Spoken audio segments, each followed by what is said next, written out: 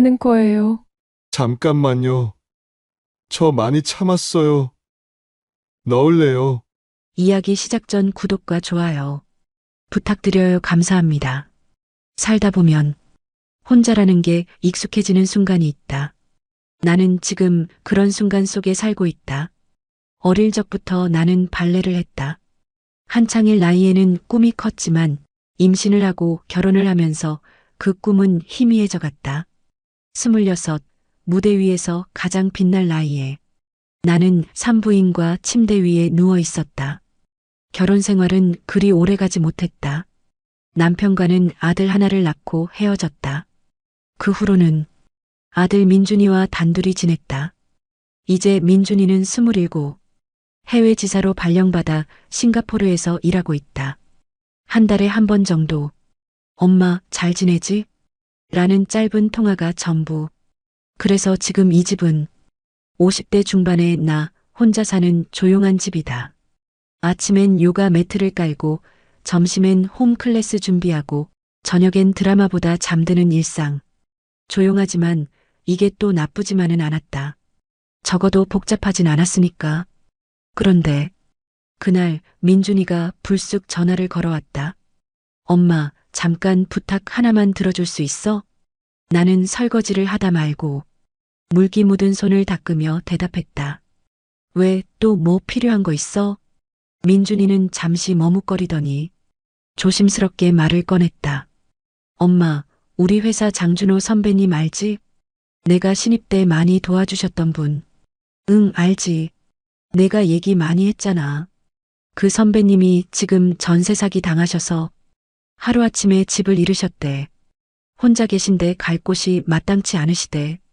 우리 집에서 석 달만 지내시게 해줄 수 있을까? 그 말에 나는 속으로 헉하고 놀랐다. 민준아, 지금 성인 남자를 이 집에 들이라고?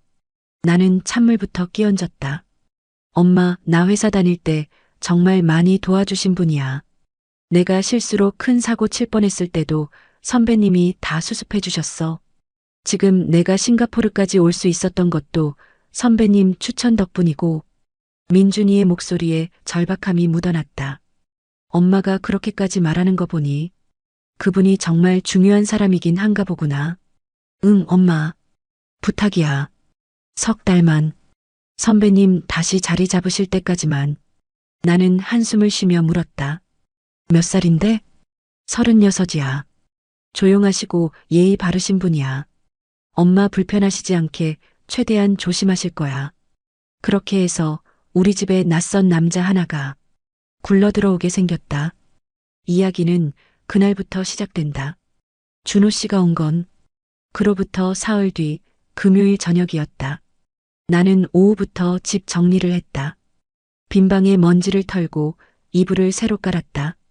민준이도 없는 집에 무슨 손님 맞이하듯 해. 입으로는 그렇게 말했지만 나는 욕실 수건도 새 걸로 갈았다. 7시쯤 초인종이 울렸다. 안녕하세요, 장준호입니다. 준호 씨, 민준이의 직장 선배. 현관문을 열자 단정하게 빗어넘긴 머리, 깔끔한 셔츠, 큰 체구에 차분하게 내려다본 캐리어 하나. 그는 정중하게 허리를 숙이며 인사를 했다. 안녕하세요. 민준이 어머니시죠? 장준호라고 합니다. 정말 죄송하고 감사합니다. 나는 괜히 앞치마 끈을 고쳐매며 형식적으로 미소를 지었다. 네, 반갑습니다. 일단 들어오세요. 준호 씨는 조심스럽게 신발을 벗고 말없이 고개를 숙이며 들어왔다. 민준이한테 많이 들었어요. 진짜 큰 도움 받았다고 늘 얘기하더라고요. 아닙니다. 제가 후배 챙기는 게 당연한 거죠. 오히려 이렇게 큰 신세를 지게 돼서 정말 죄송합니다. 그의 목소리는 낮고 안정적이었다. 나는 작은 방 하나를 열어 그에게 이불과 베개를 내줬다. 여기 방은 작은데 뭐 혼자 쓸 거니까 괜찮죠? 아닙니다. 너무 좋습니다. 정말 감사합니다, 어머님. 그는 진심으로 고마워하는 눈빛이었다. 그 눈을 피하며 나는 말했다. 짐 푸세요. 저녁 준비할게요. 저녁은 된장찌개와 생선구이. 나는 김을 구웠고 나물 몇 가지를 꺼냈다. 준호 씨는 정갈하게 잘 먹겠습니다를 말하며 밥 한 그릇을 깨끗이 비웠다. 오랜만에 이렇게 제대로 된 밥을 먹어보네요. 정말 맛있습니다. 많이 드세요. 반찬 더 필요하시면 말씀하시고요. 식사 후 나는 그가 쓰게 될 방에 옷걸이와 선반을 정리해뒀다. 필요한 거 있으시면 언제든 말씀하세요. 불편하지 않게 지내셔야죠. 그는 고개를 숙이며 말했다. 정말 감사합니다.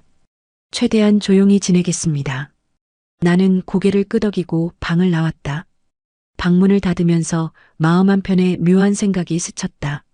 생각보다 괜찮은 사람 같은데 준호 씨가 우리 집에 들어온 지 사흘째 되는 날이었다.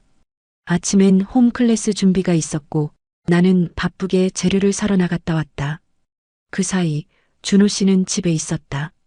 그리고 내가 돌아왔을 땐 싱크대 주변이 깨끗하게 정리되어 있었다.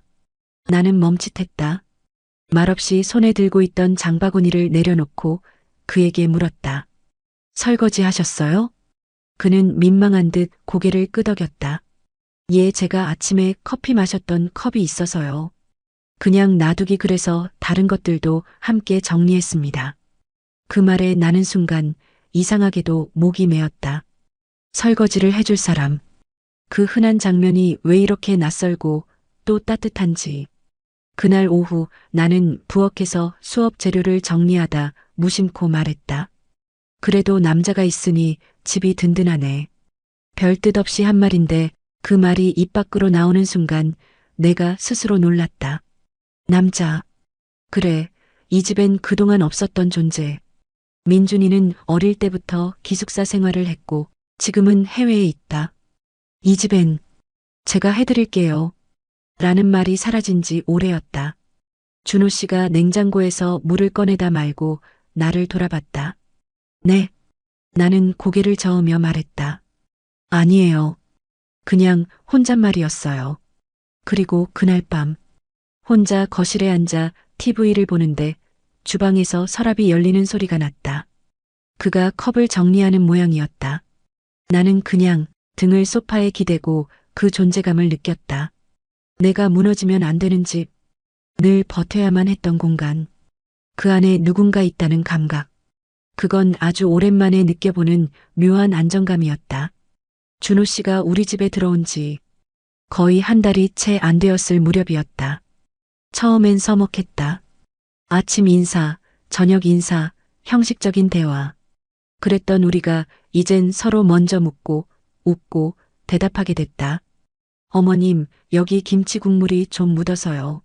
아, 괜찮아요. 빨면 되죠. 그래도 제가 물 데워드릴게요.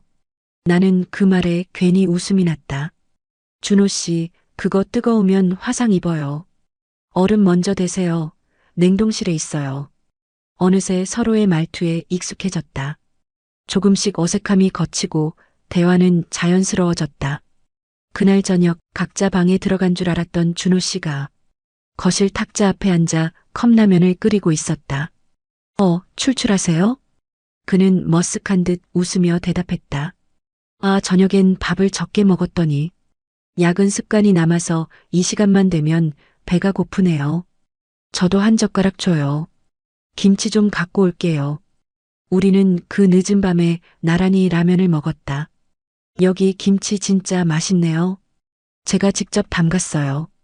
발레 학원 다니던 시절부터 어머니한테 배운 거예요. 어머님은 뭐든 잘하시는 것 같아요. 나는 그 말에 괜히 라면 국물에 얼굴을 묻으며 말했다.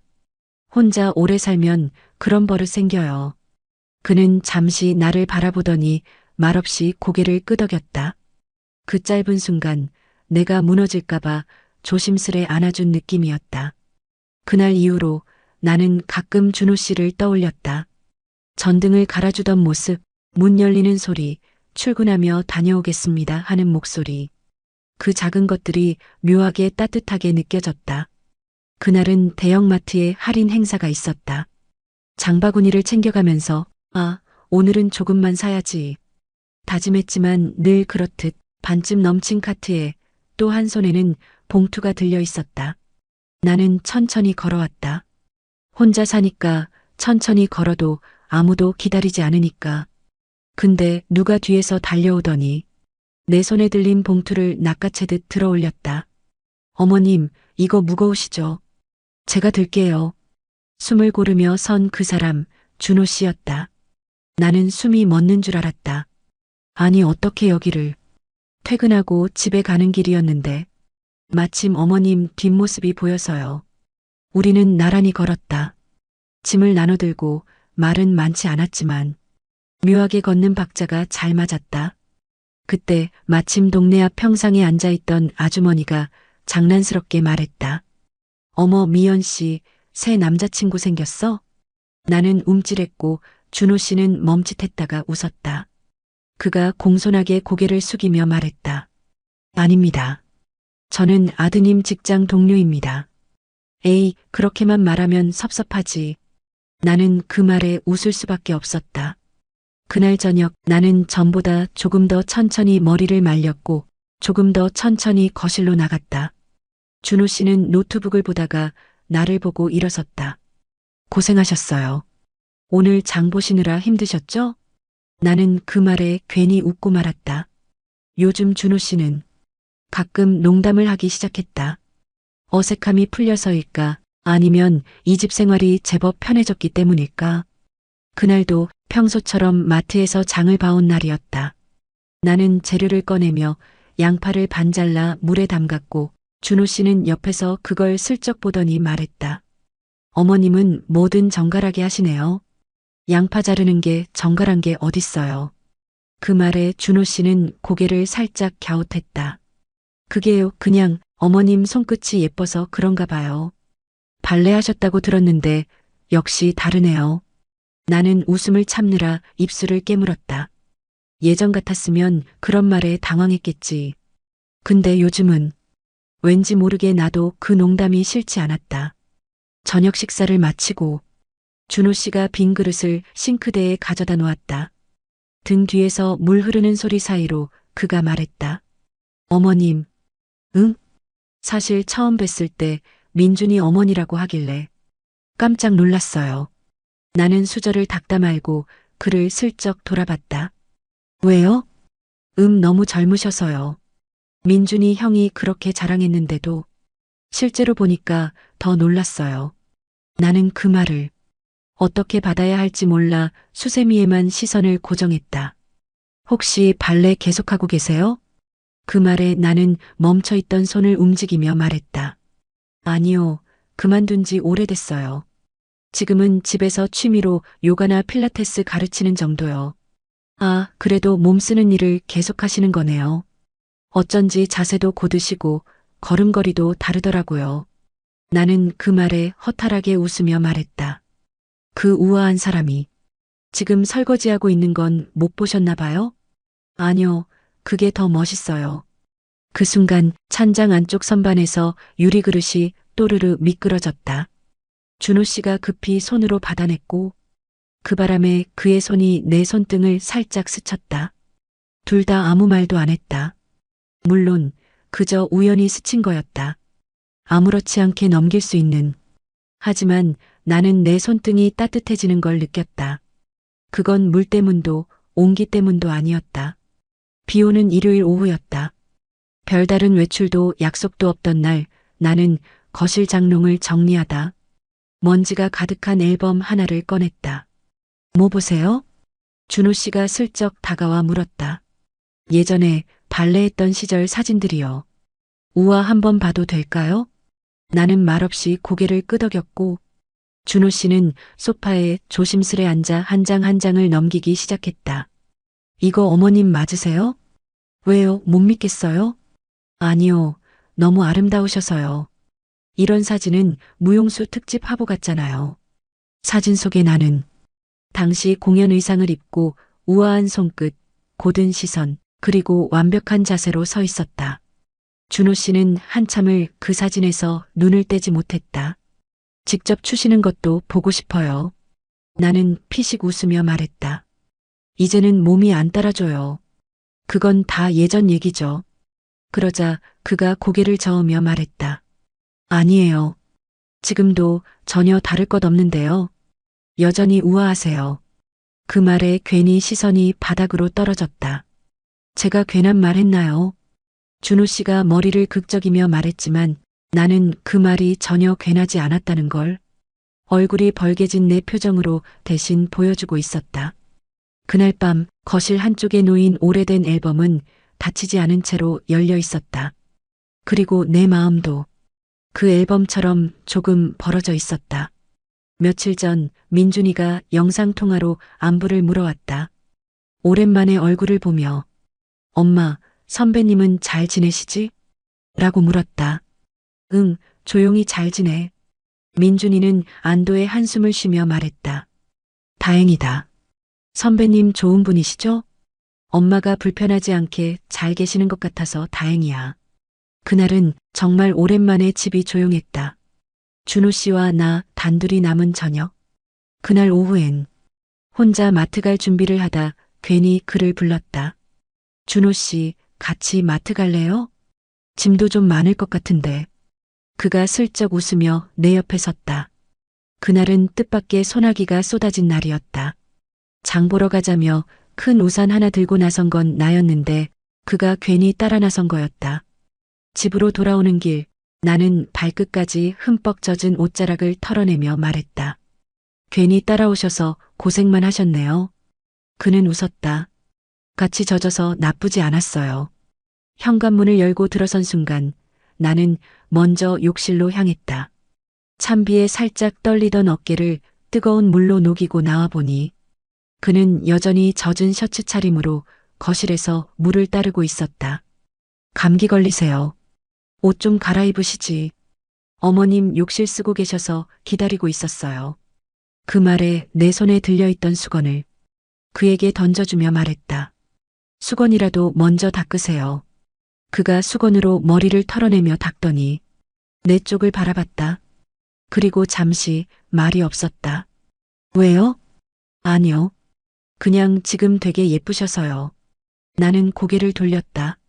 머리가 마르기도 전에 얼굴부터 달아오른 기분이었다. 잠시 후 그가 방에서 갈아입은 티셔츠 차림으로 나왔다. 머리는 여전히 물기 가득했고 발걸음은 조심스러웠다. 나는 식탁에 앉아 따뜻한 차를 앞에 두고 있었다. 그는 내 맞은편에 앉으며 조심스럽게 말을 꺼냈다. 오늘 뭔가 집이 묘하네요. 둘이라 그런가. 그 말에 나는 아무 말도 하지 못했다. 그러자 그가 조금씩 자리에서 몸을 일으켰다. 그리고 조심스레 내 옆에 다가와 말없이 내 손등을 감쌌다. 나는 당황한 나머지 그의 손을 뿌리쳤다. 준호 씨, 이러시면 안 돼요. 그러자 그는 다시 한번 나의 뒤에 서서 조심스럽게 나를 감싸 안았다. 뭐 하는 거예요? 내가 말하자 그는 낮게 말했다. 잠깐만요, 저 많이 참았어요. 그 말에 나는 몸이 얼어붙었다. 저 사귀자는 거 아니에요. 뭘 하자는 것도 아니에요. 그냥 지금 이 순간. 그는 그 말을 끝으로 두 손으로 나의 어깨를 감쌌다. 그러고는 점점 얼굴을 가까이 했고 나는 고개를 돌렸다. 그러나 그는 개의치 않고 나를 꽉 안았다. 그리고는 손끝이 거침없이 머무르다 옮겨가길 반복했다. 이미 나의 몸엔 그의 따뜻한 손길이 느껴졌다. 이러면 안 될 것 같아요. 그만. 내 말이 끝나기 전에 그는 나의 허리를 감쌌다. 그가 나의 깊은 숨결을 부드럽게 어루만질 때 이미 뜨거워진 나의 몸이 부끄러웠다. 괜찮아요. 그가 말했다. 나는 고개를 돌린 채 손으로 입을 막았다. 그리고 그는 나의 손을 이끌고 나의 방으로 향했다. 방 안에 퍼지는 그와 나의 향기가 낯설었지만 묘했다. 나는 계속해서 강하게 그를 밀어냈지만 그의 간절한 눈빛에 결국 받아들이고 말았다. 나의 숨결이 그를 조여갈 때쯤 그는 나의 두 손목을 잡고 더욱 밀어붙였다. 숨소리와 빗소리가 섞여 고요한 설렘이 느껴졌다. 모든 게 끝이 날 때까지 그는 내 눈을 피하지 않았다. 나는 고개를 돌려 피하려 했지만 그는 내 고개를 다시 제자리에 두려 했다. 그날 나는 결국 인정했다. 사실 나도 그에게 다른 감정을 느꼈음을. 그날 이후 나는 그를 피했다. 굳이 말을 섞지 않았고 식탁에 마주 앉지도 않았다. 눈이 마주치면 먼저 고개를 돌렸다. 그는 묻지 않았다. 그저 조금 더 조용해졌을 뿐이었다. 그렇게 시간이 흘렀다. 약속했던 3개월. 그 끝자락 그가 조용히 짐을 꾸렸다. 현관앞. 커다란 가방 하나와 양손에 들린 2개의 상자. 비어가는 신발장. 그 앞에서 나는 말을 잃었다. 가세요? 그가 고개를 들었다. 미소였지만 눈이 조금 붉어져 있었다. 네, 딱 약속한 만큼. 정확히 3개월이네요. 오피스텔 계약도 끝났고 이제 괜찮아졌어요. 나는 무슨 말을 해야 할지 몰랐다. 목구멍까지 차올랐던 수많은 말들, 어떤 것도 꺼낼 수 없었다. 그가 조심스레 말했다. 그날 밤 이후로 어머님 표정이 달라졌어요. 제가 선을 넘었죠. 죄송합니다. 그래서 그냥 조용히 떠나기로 했어요. 나는 그제야 겨우 한마디 꺼냈다. 그냥 그런 날이었어요. 그 이상도 이하도 아닌. 그가 고개를 끄덕였다. 어디로 가세요? 그는 잠시 망설이다 말했다. 원룸 하나 얻었어요.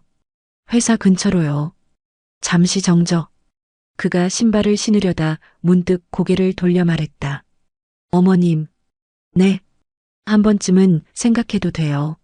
저도 그럴 테니까요. 그리고 그는 문을 열고 조용히 떠났다. 현관문이 닫히고 나서야 나는 비로소 그를 떠올릴 수 있었다. 그가 나를 바라보던 눈빛, 그가 건넸던 따뜻한 차, 빗속을 함께 걷던 그날. 지금도 가끔 문득 그런 생각이 든다. 그는 진짜 필연 같은 사람이었을까? 아니면 잠시 내 삶에 다녀간 사람이었을까? 내가 잡아두기엔 그는 너무나 젊었다. 햇살 같고 바람 같고 그저 스쳐가야만 하는 사람이었다. 나와 그 사이엔 17살이라는 시간이 놓여 있었다. 그래서 나는 그러지 못했다. 손끝이 아닌 가슴속에만 머물게 했다. 내가 할 수 있는 건 오직 마음으로 그를 응원하는 것. 그게 내가 그에게 줄 수 있는 마지막이었다. 그가 떠난 지 2달이 지났다. 집은 다시 조용해졌다. 아침엔 혼자 요가 매트를 깔고 점심엔 혼자 밥을 먹고 저녁엔 혼자 드라마를 보다 잠드는 일상. 익숙한 고요함이었다. 하지만 예전과는 달랐다. 이제는 그 고요함 속에서 준호 씨의 흔적을 찾게 되었다. 깨끗하게 닦인 베란다 창문을 볼 때마다, 설거지를 할 때마다, 늦은 밤 거실에 앉아 있을 때마다 그 사람은 지금 뭘 하고 있을까? 문득 그런 생각이 들었다. 민준이와의 영상 통화에서도 나는 애써 태어난 척했다. 엄마, 선배님 떠나시고 좀 어때? 응, 괜찮아. 원래대로 돌아온 거지 뭐. 하지만 민준이는 눈치챘는지 조심스럽게 물었다. 엄마 표정이 좀 이상한데 혹시? 아니야, 아무것도 아니야. 나는 서둘러 화제를 돌렸다. 그날은 토요일이었다. 오랜만에 옛날 발레 동기들과 점심 약속이 있었다. 강남의 한 레스토랑에서 모이기로 했다. 미연아, 너 요즘 표정이 좀 달라졌다? 그래. 뭐가? 밝아 보이기도 하고 또 어두워 보이기도 하고. 뭔가 있었어? 나는 피식 웃으며 고개를 저었다. 별일 없어. 나이 들어서 그런가 봐. 식사를 마치고 커피를 마시는데 옆 테이블에서 2 여자가 대화하는 소리가 들렸다. 저기 저 사람 장준호 아냐? 진짜네. 우리 회사 협력업체 쪽 사람 아니었어? 맞아. 얼마 전에 승진했다던데. 대리에서 과장으로. 그 이름에 나는 커피잔을 든 손이 멈췄다. 장준호. 나는 애써 무심한 척 고개를 돌려 그쪽을 슬쩍 봤다. 레스토랑 입구 쪽에서 정장을 차려입은 남자들 몇 명이 들어오고 있었다. 그리고 그중 한 명이 준호 씨였다. 심장이 쿵 내려앉았다. 그는 예전보다 더 단정해 보였다. 머리도 깔끔하게 정돈되어 있었고 표정도 밝았다. 동료들과 웃으며 이야기하는 모습이 우리 집에서 조용히 지내던 그 모습과는 달랐다. 잘 지내고 있구나. 그 생각이 들자 묘하게 가슴 한편이 시려왔다. 기쁜 건지 슬픈 건지 알 수 없었다. 미연아, 괜찮아? 응? 왜? 얼굴이 하얘졌어.